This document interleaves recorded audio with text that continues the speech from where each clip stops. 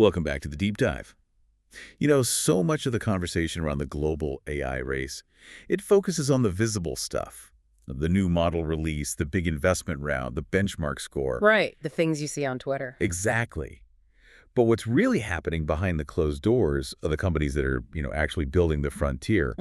Today, we are pulling back that curtain on one of the most critical centers of AI innovation in the world, China. That's right. And our source material for this is, it's pretty extraordinary. It's a translated transcript from the AGI-Next summit held in Beijing just this month, January 10th, 2026. And this wasn't just some standard press conference. No, not at all. This was basically an internal strategy session made public, co-hosted by Tsinghua University and Zhipu, which is one of China's absolute top AI labs. And the people talking, we're not talking about mid-level managers here. We're talking about the leadership, the absolute top research minds. Yeah, you've got Teng Ji from Zhipu, Lin Jinyang from Alibaba's Qwen team, Yao Xingyu from Tencent, and he's got deep recent roots in Silicon Valley AI development, which is super interesting. And also the esteemed academic authority, academician Zhang Bo. This is the Chinese AI frontier talking to itself. And the honesty is, frankly, it's startling. It really is. This conversation just gives you this vital, unbiased, and really self-critical shortcut to understanding the strategic and technical reality of Chinese AI right now. So our mission for this deep dive is to distill the four core themes that they just kept coming back to. Right. So first, the brutally honest state of the U.S.-China technology gap. Second, this fundamental search for the next AI paradigm, how to move beyond just scaling. Then third, the rapid divergence in market strategy, this whole 2B versus 2C business model debate, and the rise of autonomous agents. And finally, the cultural and structural shifts they believe are absolutely necessary for China to even have a shot at global leadership. So prepare yourself for some genuine intellectual friction here. A lot of surprisingly nuanced self-critique. This is going to be far more complex than just reading a leaderboard. Oh, yeah. It's about compute, it's about culture, and it's about the fundamental question of what intelligence even is. We're going to unpack all of it. Let's start right where they did, with probably the most uncomfortable truth about the current state of play, the AI gap itself. The narrative we hear so often, especially from the global open source community, is that Chinese large models have, rapidly closed the technology gap with the U.S. That they're right on their heels. Exactly. Yeah.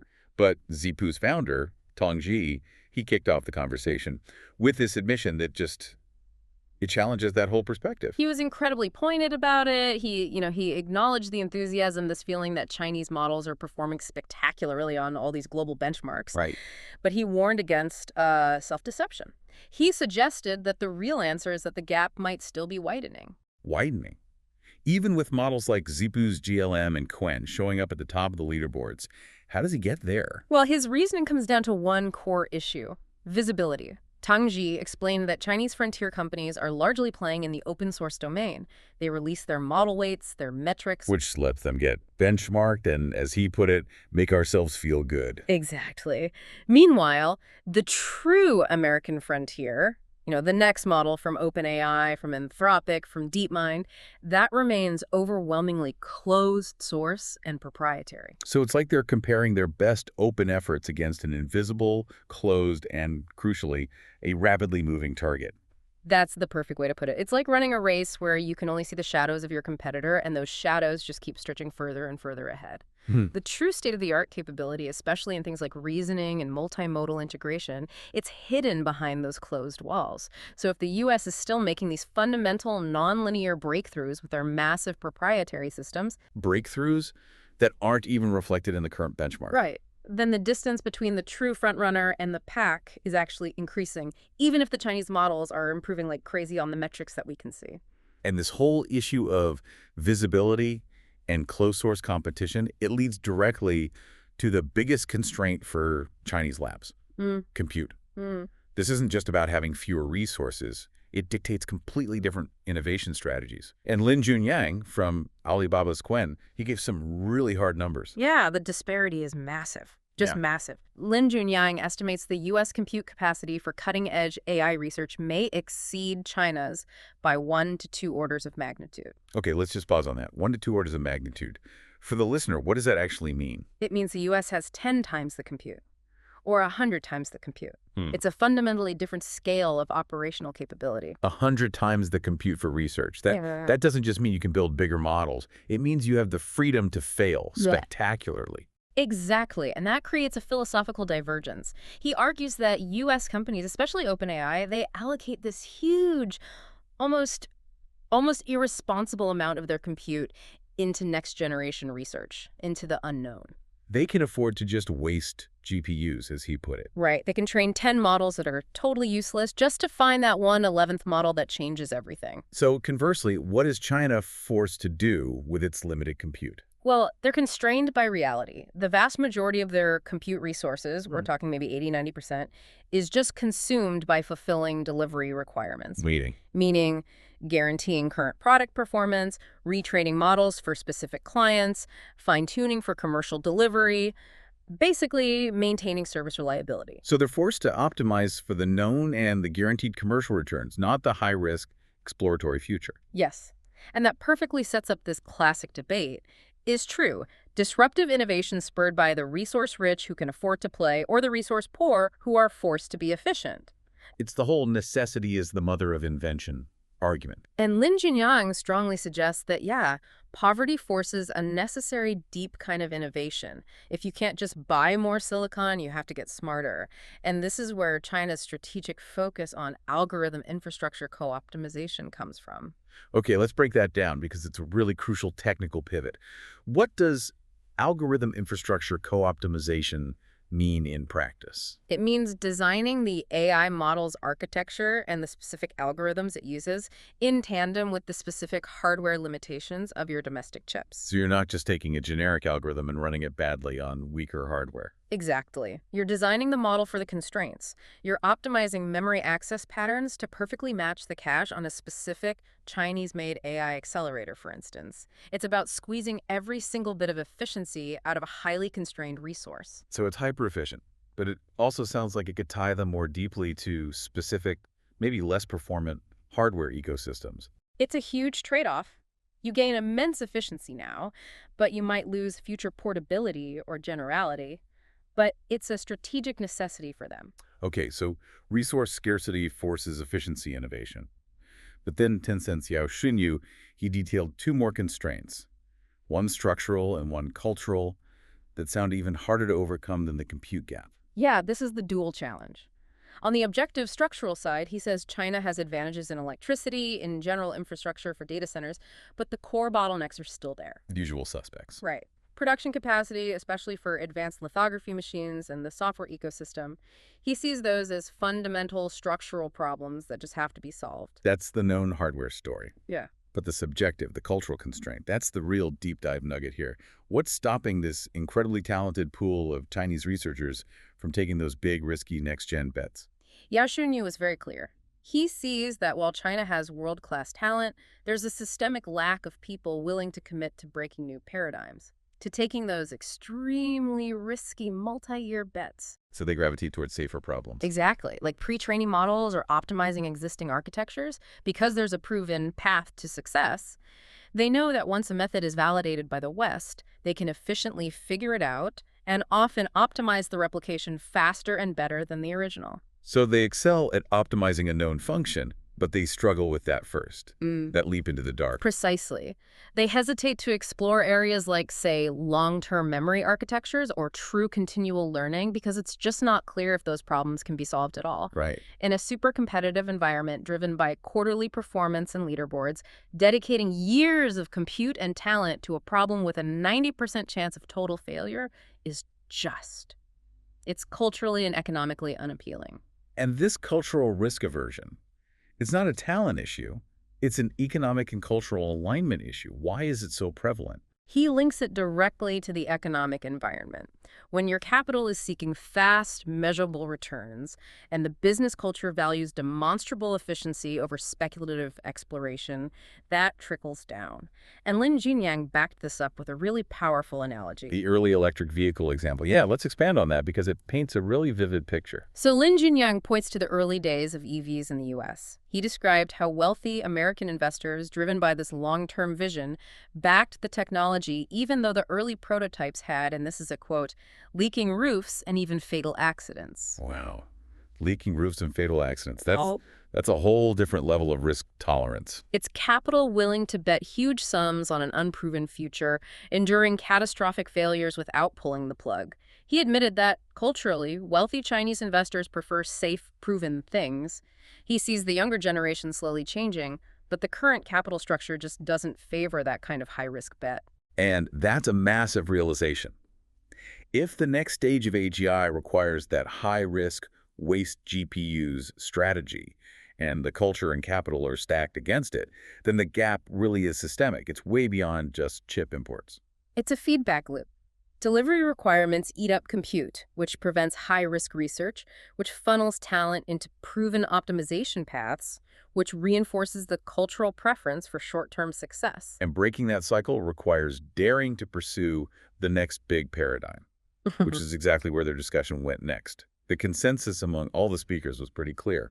Just scaling the current models, what they call the low-hanging fruit, is giving them diminishing returns. They're hitting architectural ceilings. Right. They estimated that simple pre-training has probably captured 70 to 80% of its potential gains. And RLHF, reinforcement learning, that's working, but it maybe only unlocks another 40 or 50% of what's left before it also hits a wall. So to get to AGI-Next, they have to find a completely new way to get intelligence into the model. And this is where Zhipu's Tangji provided a roadmap. He framed the future of AI development using 5 layers that directly mirror the evolution of human cognition. It's a very ambitious framework. It sounds like a move toward cognitive engineering, using biology as the blueprint. It is. Let's break down his proposed framework. Okay, layer 1, multimodal sensory integration. What's the difference between what we saw in 2025 and what they need for 2026? Tangji was really clear that 2025 was the year of multimodal adaptation, which is basically taking a text model and kind of awkwardly grafting vision or audio onto it. Like stitching together a bunch of different APIs. Exactly. He says 2026 needs to be the year of native multimodal models. This means unifying perception, visual, audio, eventually even tactile at the foundational training level. So the AI perceives the world as a single coherent stream of data, just like a human brain does. And why is that so crucial? Why can't we just keep tacking on new senses? Because without that native unified perception, the AI just can't reliably handle long, time-extended tasks, especially in the physical world. If an agent needs to monitor a factory floor for hours or eventually achieve embodiment in a robot, it needs its senses to be synchronized from the ground up. Right, not constantly being translated between different encoders. This native integration is the foundation for any real-world interaction. Okay, then layer 2 addresses the massive problem of memory. And it's way beyond just making the context window bigger. This is critical. He basically says models today only have 2 things. A huge context window, which is like a short-term scratch pad, and the parameters themselves, which are long-term but static. Whereas humans have short-term working and long-term memory systems that are constantly interacting. And then he added a 4th layer of memory that I thought was profound, the idea of recording knowledge. Okay, explain that. He pointed out that individual human knowledge is ephemeral. If it's not written down, it becomes noise after that person is gone. For AI to truly contribute to our collective intelligence, it needs an internal system to turn its working understanding into a preserved, systematic knowledge base. Like integrating with Wikipedia, but doing it internally. Exactly. And make sure that every new insight isn't lost when the prompt ends. It turns the AI from just a search engine into a knowledge accumulator. And layer 3. This takes us into much deeper, more philosophical territory, reflection and self-awareness. Right. So reflection, the model critiquing its own output and learning from it, that's already kind of functional. But self-awareness is the giant unproven leap. And this is where Tangji got personal. He did. He stated that he is somewhat supportive that models can achieve consciousness, that pursuing this research is scientifically valid even if it's super high risk, which, contrasts a bit with that general risk aversion we were just talking about. It does. Okay, so layers 4 and 5 connect this whole cognitive quest back to the competitive realities of compute and efficiency. Layer 4 is scaling the unknown, and he defines this by contrasting it with scaling the known. Scaling the known is just throwing more data at the current transformer architecture to find its limit. Yes. Scaling the unknown is about discovering completely new paradigms, new attention mechanisms, new architectures that break the current ceiling. This is that high-risk waste GPUs exploration that the U.S. labs currently dominate. And layer 5, the economic imperative. intelligence efficiency. This is the practical core of the Chinese strategy. Since massive scaling is running into these efficiency bottlenecks, you need exponentially more investment for just a tiny bit more. Intelligence innovation has to emerge that solves this. They need a breakthrough that gives a huge leap in intelligence without needing another 100 times the hardware. So they need to define a new metric, intelligence efficiency. How much smarts do you get per dollar spent? Precisely. This is where that structural poverty forces scientific creativity. But this whole framework, it really rests on achieving what they call autonomous learning. And Yao Xunyu from Tencent, he kind of challenged the idea that this paradigm shift is just going to arrive with a sudden pop. Right. He argued the change is going to be gradual. He says autonomous learning is already happening, but we don't recognize it because we have a definition divergence. We're all looking for one single sign of autonomy, but it's actually showing up differently in different places. How does that definition diverge? What were his examples? Okay, so in a personalized chatbot, autonomous learning is the model learning your specific intent and style from your conversations. In coding, it's a model becoming an expert on your company's internal private documentation. And in science, it's an agent running simulations and generating new hypotheses on its own. So each one is a form of autonomy, but they don't look the same. And he cited concrete examples of these self-healing systems already at work. And one figure he mentioned in particular, it just jumps out, the claim about Claude's development. Right, the claim that Claude has written, what was it, 95% of its own project code. Yes. Now, as outsiders, you have to be a little skeptical of a number that clean. Of course. But even if it's an exaggeration, it suggests a profound level of automation in tooling, testing, and optimizing the code base. It proves the model is already actively involved in making itself better, which reduces the need for human engineers. That's autonomy, even if it's in a narrow domain. But if the tech is advancing and autonomy is already here in these pockets, why doesn't it feel revolutionary yet? Yao Xunyu believes the biggest constraint now isn't the technology. It's our lack of imagination about what the end-user proof of concept would even look like. We can predict better benchmark scores, but what's the one task that will convince everyone a new paradigm has arrived? The ultimate measurable proof. Do they have any ideas? They speculated. Is it a self-improving crating system that makes $1 billion? Is it solving room temperature superconductivity? Or curing a major disease? Until one of those previously impossible tasks is achieved, the technological leap won't feel like a shock to the system. And despite all this ambition and fierce dedication from the Chinese labs, Yao Xunyu, with his Silicon Valley background, still made a massive endorsement for who he thinks is the current frontrunner for that next shift. Yeah, he maintained that OpenAI still has the highest probability of leading the next foundational paradigm shift. He admitted their innovative drive has been a bit diluted by commercial pressures and politics, but he still believes they're the organization most structurally inclined and with the most resources to waste GPUs to make that high-risk leap. So for the Chinese labs, the race is still defined by catching the next big unknown, which leads us right from the technical search to the commercial reality. The conversation quickly shifted to this clear divergence in the market, especially between models for the mass consumer to C and those focused on enterprise productivity to B. And Yao Xunyu's analysis on this consumer versus business split was one of the most economically insightful parts of the whole discussion. He argued that for the 2C consumer, the marginal utility of the absolute strongest model is minimal. Okay, let's elaborate on that. We know most consumers use these models as, like, an enhanced search engine. Why doesn't the strongest model matter to them? Because the average task, drafting an email, summarizing an article, generating some text, it just doesn't require the model's highest level of abstract reasoning. A model from last year, or even a smaller, optimized one, can handle 90% of those tasks perfectly fine. So the jump in intelligence from a GPT-4 to a potential GPT-5, it just isn't felt by the average user. They're not going to pay a premium for it. Exactly. But that dynamic completely flips when you move to the enterprise or productivity space, the 2B market. It reverses completely. In 2B, higher intelligence directly correlates with a disproportionately higher productivity and economic value. This is where the strong model premium becomes a dominant market force, especially in the US. Let's break down that premium using his economic logic, because this is really critical for understanding the Western market structure. Okay, so imagine you have a high-value software engineer. Let's say they earn $200,000 a year. Their time is worth about $100 an hour. Right. Now, you offer them two models. Model A costs $200 a month and can reliably solve 9 out of 10 complex coding tasks. Model B costs $20 a month, but only solves 6 out of 10. The cost difference is, it's nothing to the enterprise. It's the reliability that matters. Exactly. The $180 difference is irrelevant. What matters is the time the engineer wastes monitoring the weaker model. If Model B fails 40% of the time, the engineer has to spend maybe 3 to 5 hours a week just checking, correcting, and fixing its output. And that time, worth hundreds of dollars in salary, it just blows away the subscription savings. Precisely. The willingness to pay for that marginal intelligence gain ensures the enterprise will always choose the strongest, most reliable model. The cost of monitoring a weak model is the most expensive factor.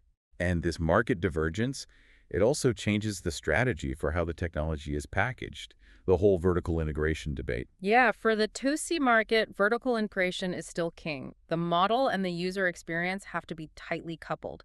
Think ChatGPT or ByteDance's Debao. The experience is the product. But for 2B, the trend is moving towards specialized layers that sit on top of the foundation models. Yes, the speakers all agreed that it's really hard for product companies to do large-scale pre-training.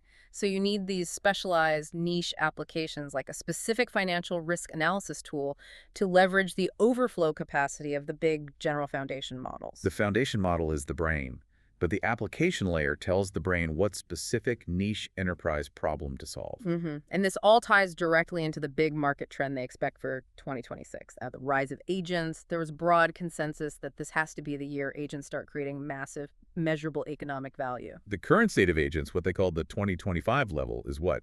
It can perform maybe 1 to 2 days of human work. Yeah, based on maybe 3 to 5 hours of continuous reasoning, which is helpful, but still pretty limited. And the leap they expect by the end of 2026 is substantial. They expect agents to be able to automate 1 to 2 weeks of normal human work.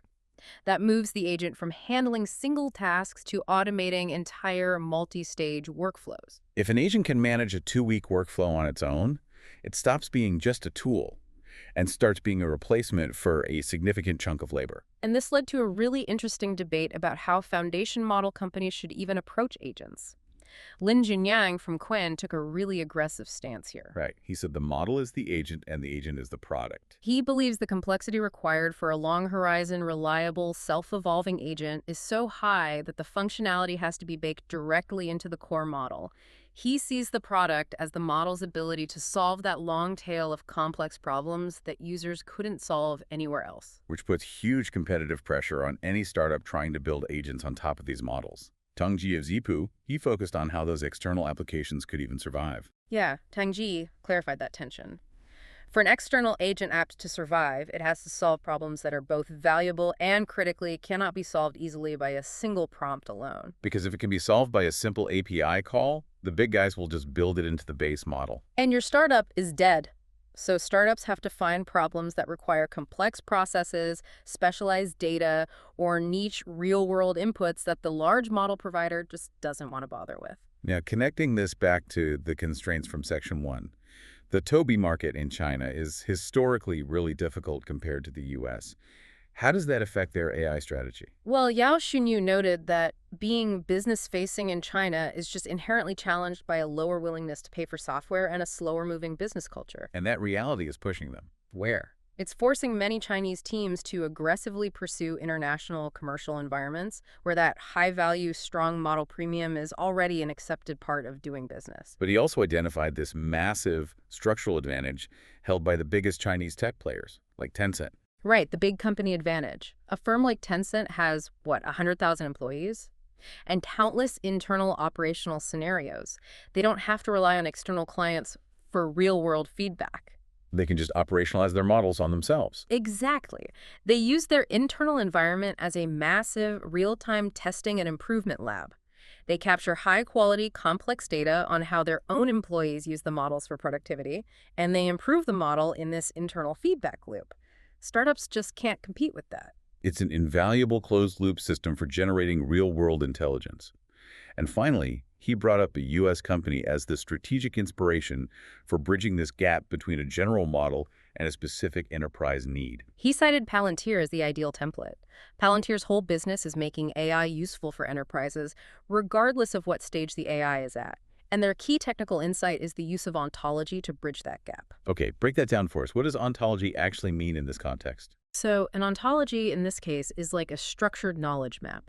It's a formal representation of all the entities, relationships, and concepts within a specific domain, like a bank's fraud detection process. Ah, So the foundation model provides the raw reasoning power, but the ontology provides the structure and the rules for that specific company.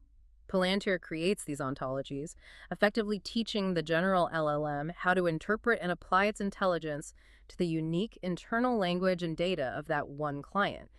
It takes general intelligence and makes it operationally effective. this intense self-assessment, it naturally led to the big question.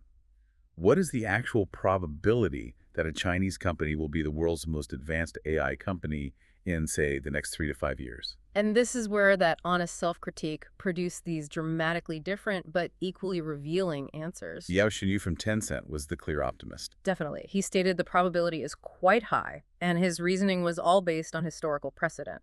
China's proven ability to rapidly replicate, optimize, and then scale technologies once the fundamental path is set. Right, he cited things like manufacturing, solar panels, electric vehicles. Exactly. His bet is that if the next paradigm shift is discovered, China will execute the scaling phase faster and more efficiently than anyone on Earth. But then Lin Junyang from Qwen, he offered this cold dose of reality, rooted in all those structural gaps they'd just spent an hour talking about. He pegged the probability at 20%, and he was careful to qualify that, saying even 20% is, in his own words, a very optimistic percentage. Wow.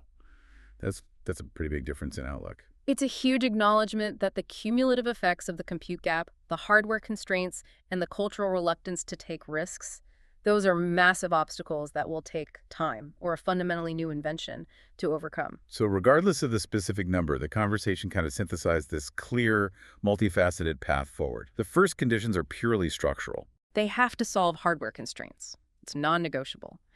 It means fundamental breakthroughs in accessing or developing lithography machines for advanced chips, and securing enough compute for true high-risk research, not just for delivery.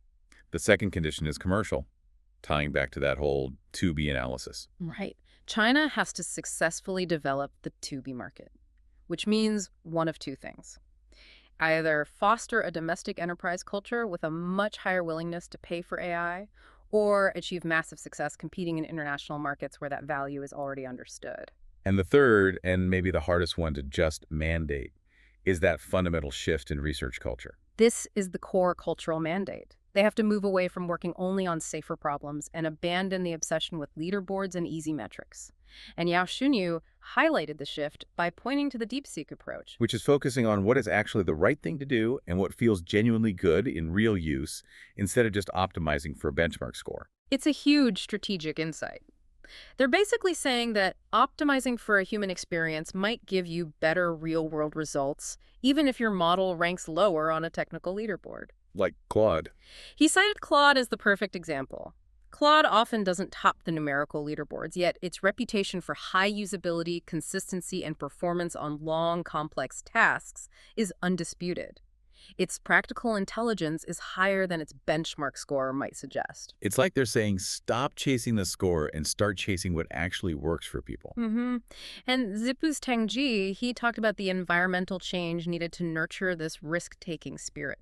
He argued that the environment has to improve so that smart, risk-taking researchers, especially the younger generations, are less burdened by the constant pressure of delivery requirements. They need funding and support that lets them dedicate real time to high-risk innovation without the guarantee of an immediate result. And finally, Lin Junyang came back to this idea that scarcity could, paradoxically, create a unique opportunity, this path of hardware-software co-design. Yeah, he expressed regret over a missed opportunity back in 2021, where the Alibaba model team and their chip team they failed to align their design cycles. They didn't design the model to fit the chip. Right. But now, with limited access to foreign tech, China has this new forced incentive to design the next generation model and ship together from the ground up. That's a true leapfrogging opportunity.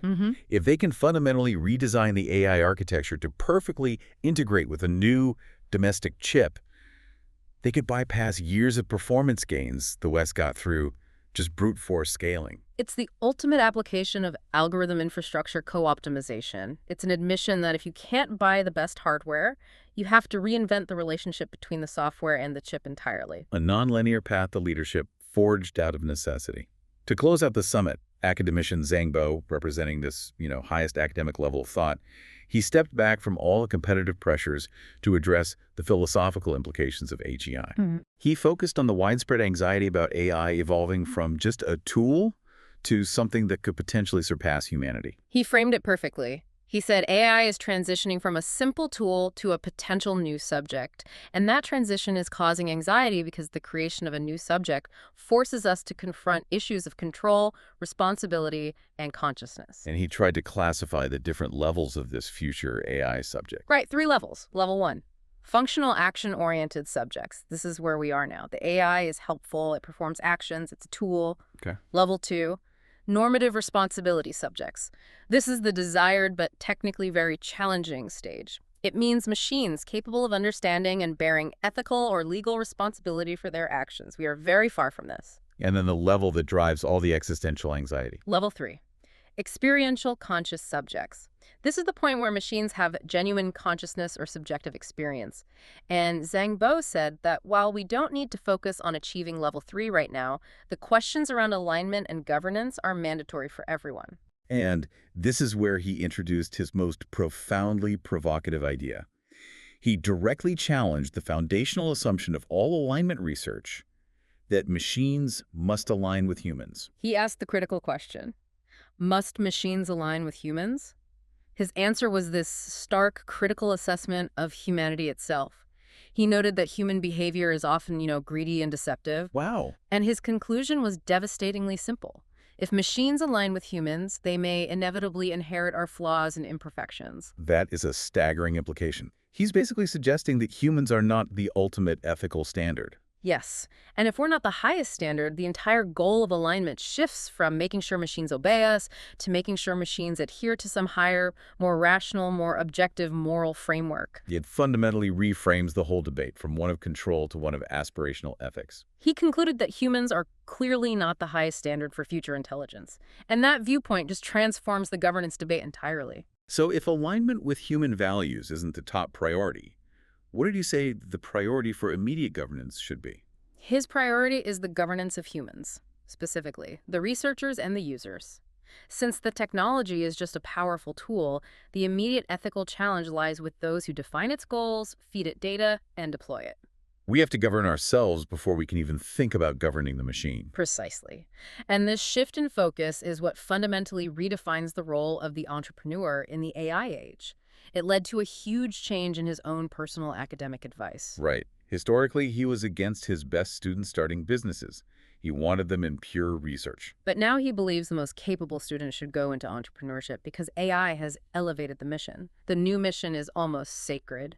AI entrepreneurs must transform knowledge, ethics, and applications into reusable tools that benefit humanity. He argues that AI, like water or electricity a century ago, should be treated as a general-purpose technology, broadly accessible and beneficial to all of society. Exactly. Which forces the AI entrepreneur to bear this huge social responsibility. It's not just about financial gain anymore. And that elevated mission, he concluded, makes AI entrepreneurship an honorable, even sacred profession in the age of AGI. It's a remarkable fusion of cutting-edge tech and profound moral imperative.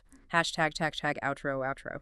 What a panoramic view of the AI frontier. I mean, we started with these harsh realities, the acknowledged compute and cultural gaps with the U.S., the necessity of focusing on delivery requirements, the risk aversion. And yet, juxtaposed against that is this immense talent pool, fiercely dedicated to finding the next paradigm, whether it's through Zhipu's pursuit of native multimodal integration and that 4-layer memory system, or the need to define true intelligence efficiency and dare to leap into the unknown. The path to leadership is defined by nonlinear invention, not just linear scaling. But for me, the most lasting impression is that pivot from academician Zhang Bo. The conversation shifting from the intense technical challenges of building smart machines to the ethical, existential challenge of governing ourselves. He forces us to consider that our greatest threat may not be a misaligned machine, but a misaligned human driving the machine. That is the essential, provocative thought to take away from all this. If the greatest governance challenge is not the machine, but the researcher and the user, then what concrete, transparent accountability systems do we need to put in place right now? Not for the AI, but for the humans who command it. And if the highest standard for the future of intelligence is not our own flawed humanity, what objective, aspirational standard should we be striving for? And how on earth can we encode that standard into the next generation of general-purpose technology? That's the challenge that permeates every lab in every country today.